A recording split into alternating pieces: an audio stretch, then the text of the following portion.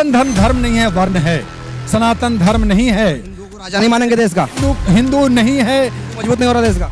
नहीं हो रहे, वो तो आपस में लड़ रहे हैं, वो टकरा रहे हैं, वो तोड़ रहे हैं, कहाँ मान रहे हैं? आप अम्बेडकरवादी से पूछिए, आप एक ब्राह्मण से मेरे पास लाइए जो सही माने में ब्राह्मण है, जो पुजारी है, जो मंदिर में पूजा करता है वो और दूसरे की पूजा करता है, उनसे कहिए कि आप हिंदू हो, वो कहेंगे नहीं मैं ब्राह्मण हूँ। तो भैया क्यों आप हिंदू क्यों नहीं करे? तो कौन हिंदू है? चमार हिंदू है। चमार कहता है कि मैं नहीं जी, मैं तो चमार हूँ, मेरे को तो मोची बना रखा है।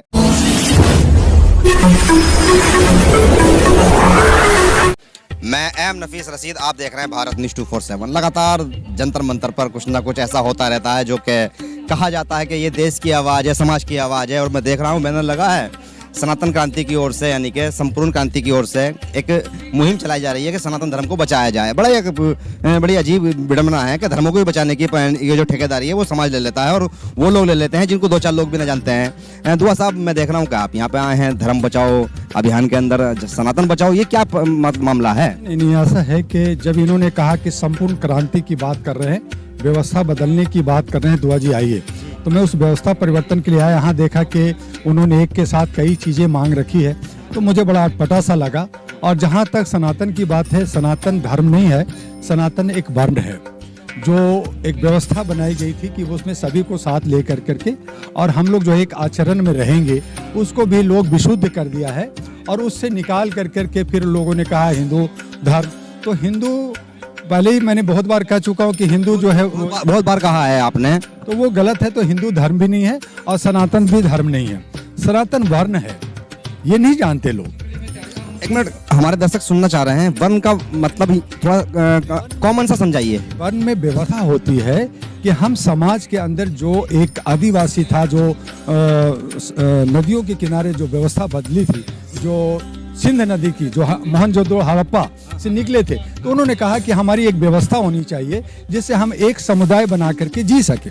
तो उस व्यवस्था का नाम सनातन कहा गया, ना कि धर्म बनाया गया। बाद में उन्होंने अलग अलग धर्म बना दिया।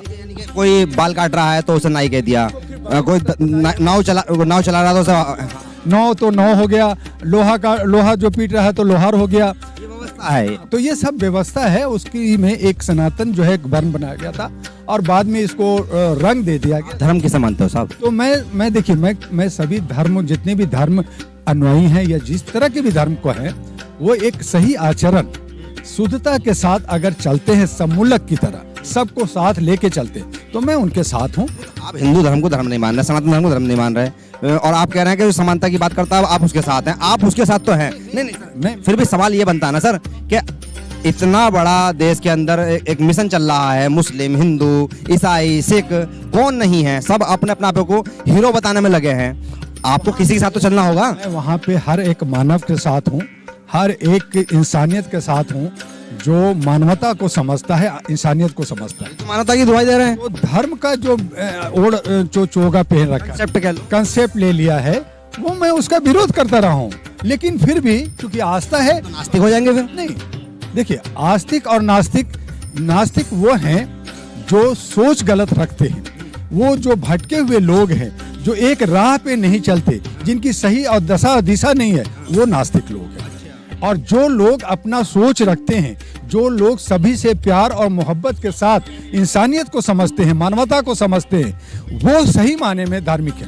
कौन लोग हैं जो धार्मिक राजनीति कर रहे हैं और धर्म के नाम पर सत्ता में बैठ गए जाके? आपको ये बताता हूँ कि हजरत मोहम्मद साहब इस्लाम में उन्होंने क्या किया? इंसानियत के लिए काम किया, भाई बंधुत्व की बात किया, लोगों को भाई और बहन का रिश्ता बताया। इन्होंने किया, राम जी ने भी कहा, दूसरे धर्मों ने भी कहा, सिखों ने भी कहा।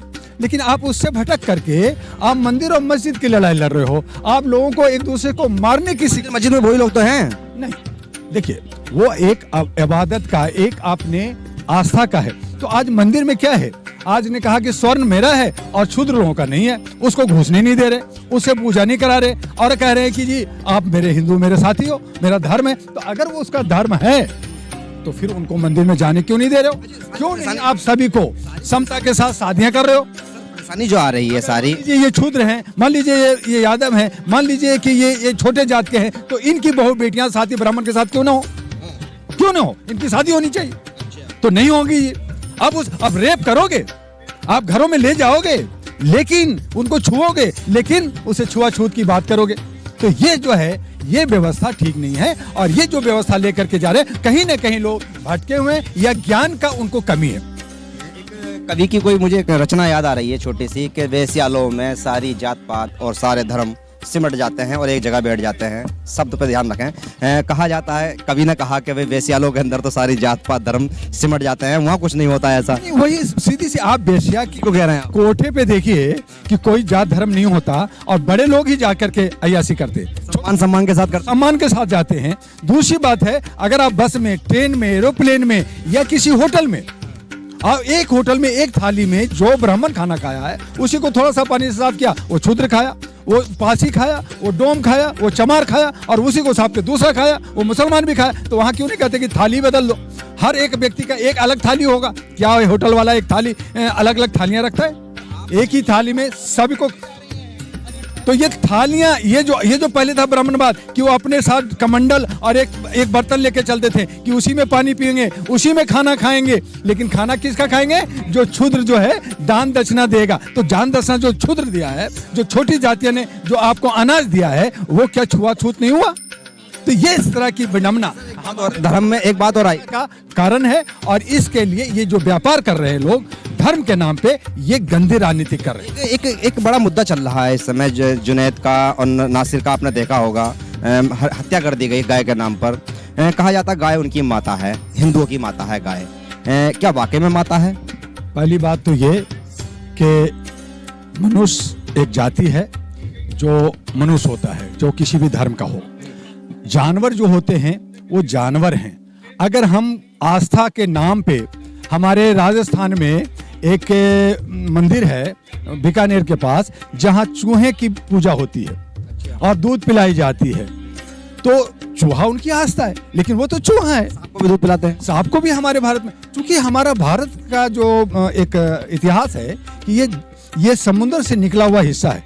एक जंगल था, यहाँ बड़े बड़े डायनासोर, बड़े बड़े जानवर रहे, और उसके बाद धीरे धीरे आदिवासी बढ़ते गए और अब मंथन किया, समुद्र मंथन किया तो ही तो निकला दुनिया। तो सच बोल रहे हैं। ये सब ग्रंथ है। मैं भी एक राइटर हूँ, मैं भी बहुत सारे किताबें, बहुत सारे मैगजीन्स लिखा, बहुत सारे कंटेंट्स इधर से उधर से लेकर के बनाया जाता है। तो वो जो कहानी है, ग्रंथ है, किताब है, उसको अगर धार्मिक ग्रंथ बना दो, उसको आप कहो कि नहीं साहब ये तो ऊपर से उतरा है, ये जमीन में से निकला है, ये सब बकवास है। सनातन धर्म को धर्म मानेंगे? नहीं मानेंगे। सनातन धर्म नहीं है, वर्ण है। सनातन धर्म नहीं है। राजा नहीं मानेंगे देश का?